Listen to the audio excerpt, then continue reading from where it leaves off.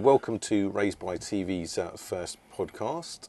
I'm Nick Poulton. I've got the pleasure of introducing and interviewing Tony Guyan, who's done many, many things in his career, but we're specifically talking in a series of interviews about his role on the children's 80s series, The Box of Delights, made by the BBC. Bit of a cult classic, still followed massively today. And we're going to get some insight into what happened in the behind the scenes. So, welcome, Tony. Thank you. So, Tony, we just kind of watched a couple of little scenes there. I think it's been some time since you watched the whole thing. How's it make you feel, kind of seeing it again? Feels very strange. I mean, I've felt it before, but I remember feeling similar when I saw a still from Clochemel. And to be quite honest, with the distance of time, what's it, 30-odd years? And some of them are 40 or nearly 50 years now. It doesn't feel like I did it. It feels like somebody I know really, really well did it.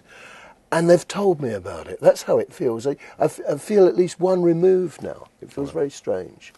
Did you know at the time you were working on it how well received it was going to be?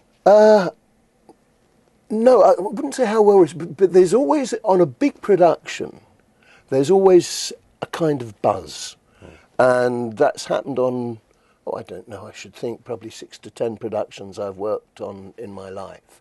And I wouldn't say I knew how successful, but I knew it was going to be successful. The other thing is it's ingredients. It's not just having a phenomenal script, which agreed it is, but it's having a great director, a great producer, and a great production team. I learned fairly early on, and I remember being told by a producer in Light Entertainment that the most important thing initially wasn't casting the cast, it was casting the crew. Because if you get the most wonderful script, the most wonderful book, and you cast it brilliantly, and your crew aren't very good, you're not going to win. And it was, everybody loved that production. And, I mean, we'd sit down, and we would be in the office initially when we all got the script, and and everybody reads at slightly different pace. And there were page after page after page where you just thought, how the hell are we going to do this? And people were roaring out loud with laughter because you knew which page. It's a very elaborate story, isn't it? I mean, it's phenomenal. Fantasy. There's lots of kind of big, elaborate scenes with kind of fantastical characters. Absolutely, and because of that, it's the kind of thing. It's a perfect book. Because your imagination's better than any television camera. So when you read something like that, you see pictures, you see locations, which you can build in your head. And it's far, far harder to try and build those, particularly with the physical constraints about throwing a hat into the water and turning it into a boat, and the boat goes down a corridor. It's very difficult. So how did you get involved? How did you get the gig? Well, I was working in children's department. Basically, what had happened is I'd worked with Rennie Rye on a previous series called Treasure House. Rennie was the director. Rennie was the director. Yeah. He's a phenomenal director, and he's he's kind of I haven't spoken to Rennie for years now, but he's a Renaissance director in so much as that if he doesn't have the knowledge, he'll research it, and he knew about music. He knew, but the other thing is he'd been on Blue Peter for years, which was the most wonderful schooling for any director. And he was a brilliant director, and he was great to work with. But he still wanted the best. Right. Okay. So, what was your first thought when you read the script? When you kind of what am I getting myself into? Panic. Yeah. Panic. You know you're going to come to the end. You know you're going to make the thing. But you'd look at those locations. You know, how the hell are we going to do that? The boat goes up over the gates of the lock. A plane flies over and bombs it. The ramparts of the castle catch fire and the guys jump up. I mean, my God, there was hardly a page where you didn't either have a wry smile or burst out laughing at the impossibility of making it.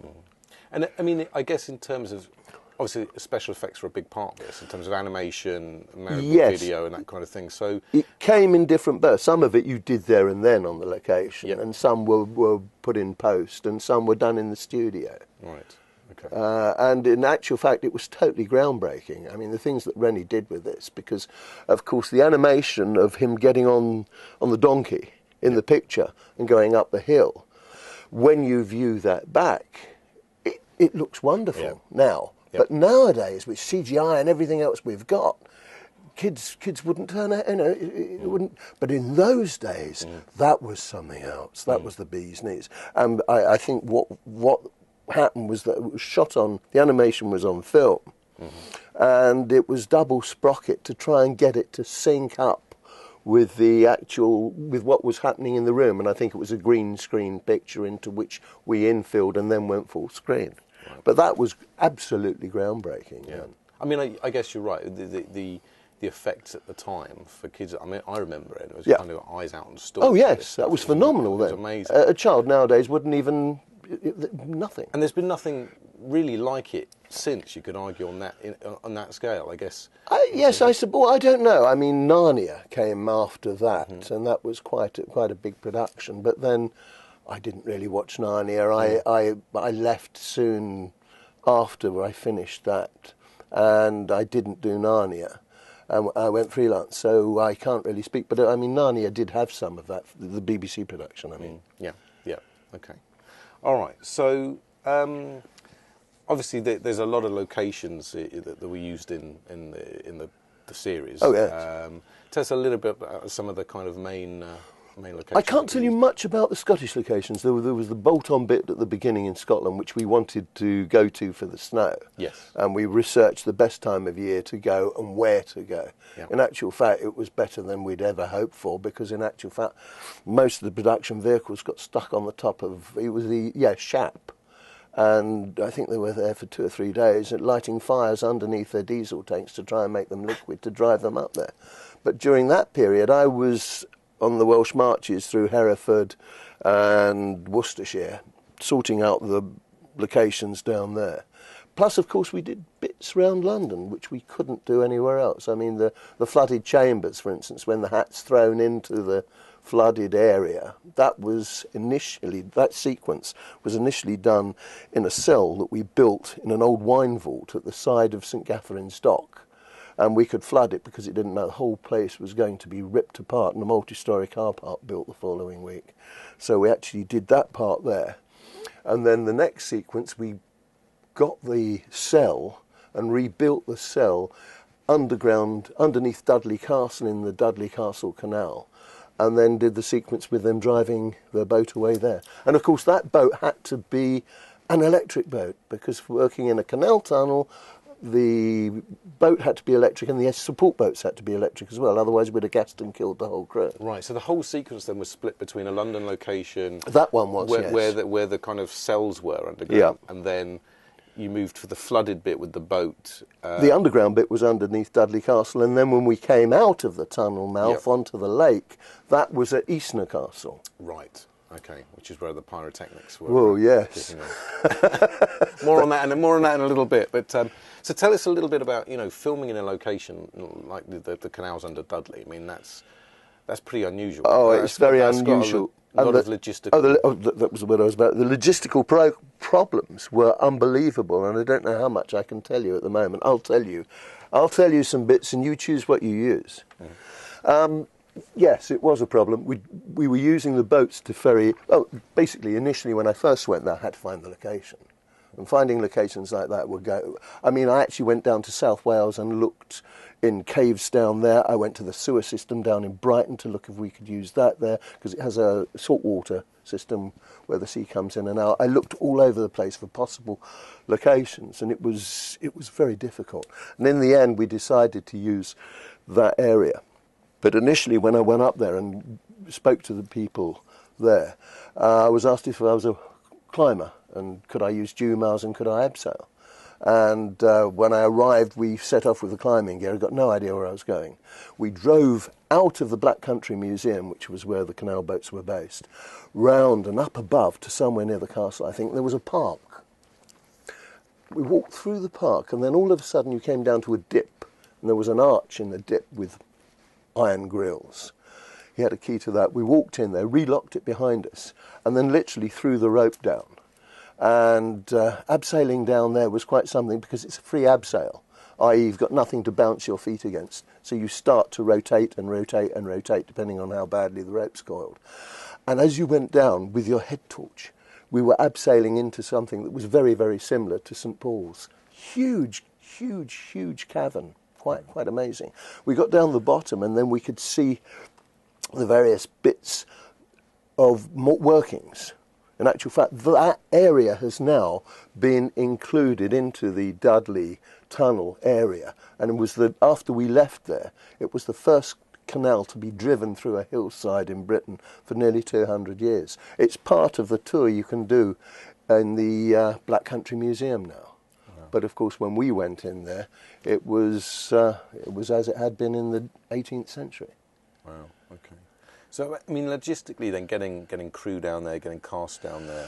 Well, the only way you could get into that particular location was with the boats from the Black Country Museum, and I can remember. And of course, we shot a lot of that in the wintertime. Yeah. There had been a strike, which meant that the filming was done in various parts. Of course, we had the first bit up in Scotland for the snow.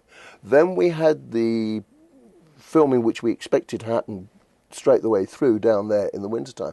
But there was a strike, I think, of the props guys, which held us back for a couple of months, which meant eventually we were filming the final sequence, which was supposed to be Christmas Eve on Midsummer's Day.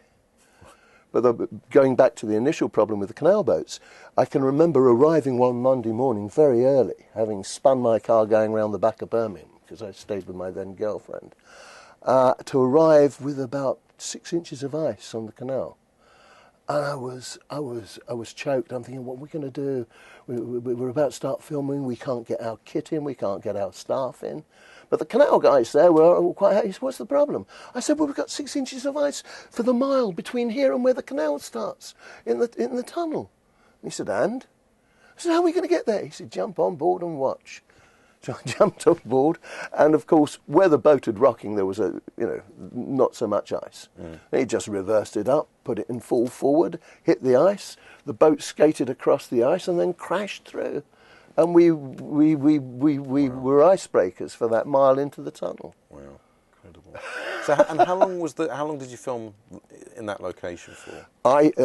Basically, the logistics of filming is if you can keep as many locations around one base, the better, because it saves you money. And basically, we were filming in the tunnel, as I mentioned. We had the steam engines and the trains. That was on the Severn Valley Railway, which is a short drive from there. We were based, I think, at Stourport. So your Black Country Museum, the castle on top of the hill we used, the tunnel underneath the hill we used, and then we moved slightly further south, and we're similar locations using areas around Eastnor Castle. Right.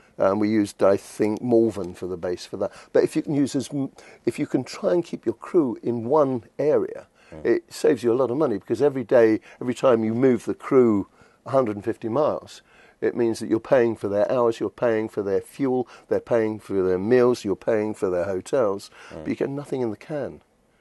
And of course the BBC budgets were quite constrained. It used to break my heart eventually when I went freelance, and you'd get the same amount of money for a half an hour drama as you would for a 30-second commercial. Quite unfair. So, can you still visit the canal system under Dudley? Oh yes, in actual fact, it's yes, yeah, and it's great. I mean, I haven't been there for a while, but it's the most wonderful place to take a family. Wow. It's a full day out, and usually on the way back, having gone round that circuit, coming back in from the Wren's Nest, usually they'll stop the boat once they get into the tunnel, put some planks out across the canal boat, and say, right, children, which children are going to volunteer to get us out? And the children will lay on their sides on the planks and do what the navigators did in the old days, and they walked the tunnel wall, which is how you got the boats out in the old day. You'd have one person each side of the canal boat walking along the tunnel wall to get the boat out, because of course the horse was walked over the top. Wow, okay. Brilliant, good stuff. So there's a tip for all our listeners. You want to go see the canal system under Dudley, where a lot of the action was filmed.